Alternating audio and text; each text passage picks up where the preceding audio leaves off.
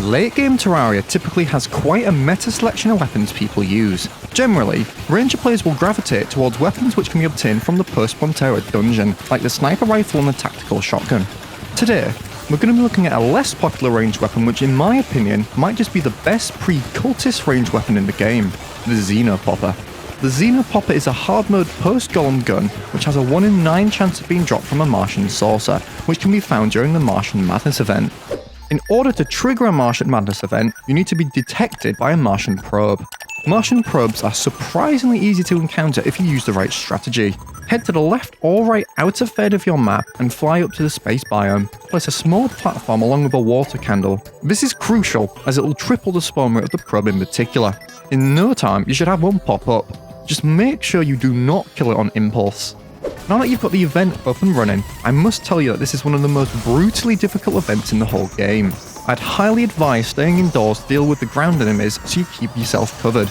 Now, when you get around to 30% completion, a Martian saucer should spawn. This is an incredibly difficult fight even with good gear, so make sure you grab a fast mount and fight it in an open space. Its first stage is pretty easy. Keep some distance and you should be fine. However, its second phase can seem impossible if you don't know how to fight it correctly. To avoid this, the Martian saucer actually has a very simple pattern. It simply moves from left to right using its laser in the opposite direction.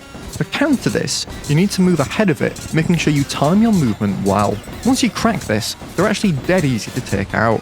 Although, that 1 in 9 chance can be frustrating. It took me loads to have it drop. Now, let's see how it performs. The Xenopopper fires a small cloud of bubbles, then pop after a short delay, firing bullets in the caster's direction. This means that at full fire rate, you'd expect to see an average of 12 bullets per second.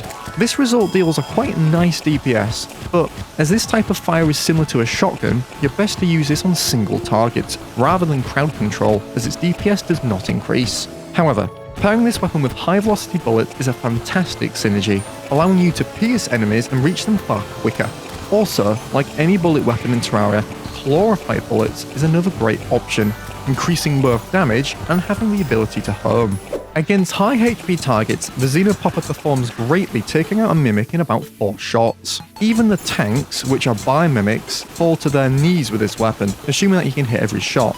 Now, you may be thinking its weakness must be long-range targets, which is true to an extent, but we can overcome this by using chlorophyte bullets and positioning our cursor near the enemy we want to hit. Even though Duke Fish 1 can be fought with earlier gear, this fight demonstrates how well the Xenopopper can hit fast-moving targets. You pretty much can't miss with this thing.